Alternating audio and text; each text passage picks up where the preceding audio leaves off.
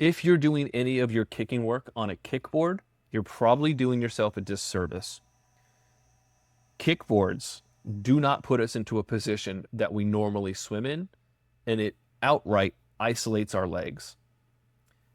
The goal of working on your kick should be not to isolate your kick, but to understand how your kick works with your overall stroke. So if you're a pure beginner, you're brand new to swimming, yes, you will absolutely need to isolate your kick and gain that coordination a little bit. But at some point, we have to progress and we have to understand that our kick, the work that we do to improve our kick, is supposed to work its way seamlessly into our freestyle.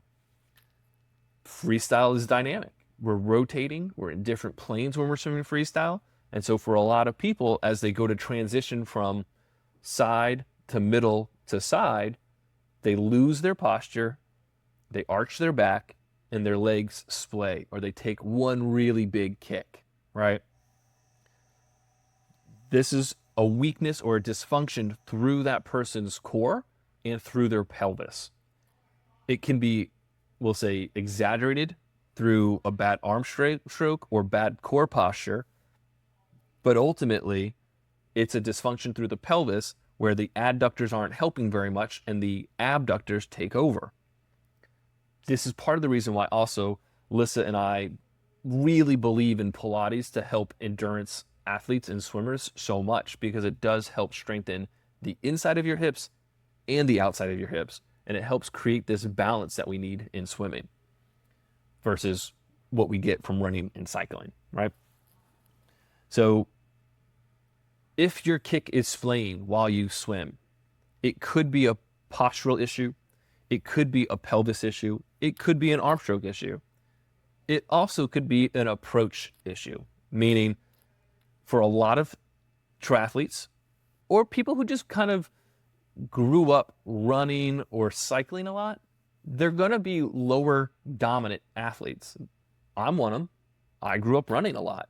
And even in swimming, when I was swimming competitively, I was a backstroker because I had really strong kick. I had really strong legs.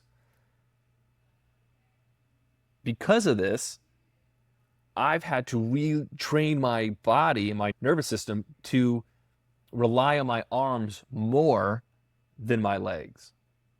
You will also have to do that.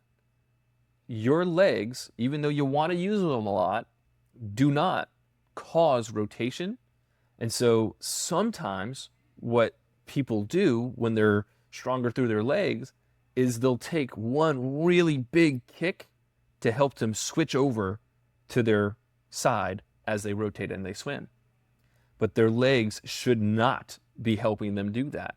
The goal of the legs is to stay behind the pelvis. Your legs do help you rotate, but not in one big push. Basically, if you take one kick to help you rotate, it's probably more like supposed to take you 3 kicks to help you rotate that were smaller and more frequent. I like to invoke the image for my swimmers that just below their feet at the flat spot of their swim are a pair of bongo drums.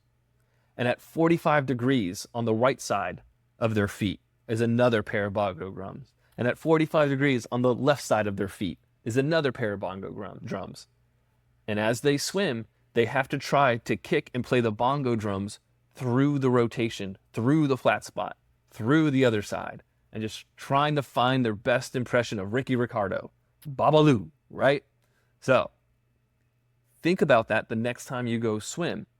Maybe you can't maintain it for very long right now, but that doesn't mean it's detrimental to you. That means you have a weakness and you just need to shore that weakness up. Make yourself a little bit better that way. The kick and the core have to always work together. So when you do any kicking work, do it off of a board, do it on your side, do it flat on your stomach, use a snorkel if you're on your stomach. If you're on your stomach and you need a breath, you could just take one freestyle stroke and then keep going. And you take that stroke, it's an opportunity for you to work your kick into the breath and your arm stroke. That drill that I mentioned earlier, the 25s, that drill isn't about just separating slow arms and fast feet. It's helping you understand how your legs interact with the rest of your body as you swim freestyle. And this is true understanding. And this true understanding gives you so much more insight to your body and how it moves through the water. Avoiding your kick is only going to lead to heartache and frustration. And I will go out on a limb here, having worked with so many athletes of different ages and abilities and coming from all over the place. Everybody can improve their kick.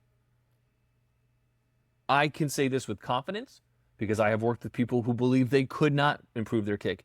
And it did take them a very long time. I'm talking like a good solid year to year and a half. But they were dedicated to it. They worked on it. It slowed their swimming down for that year to year and a half.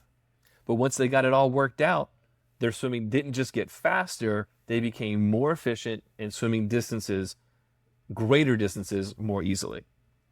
It is worth the work.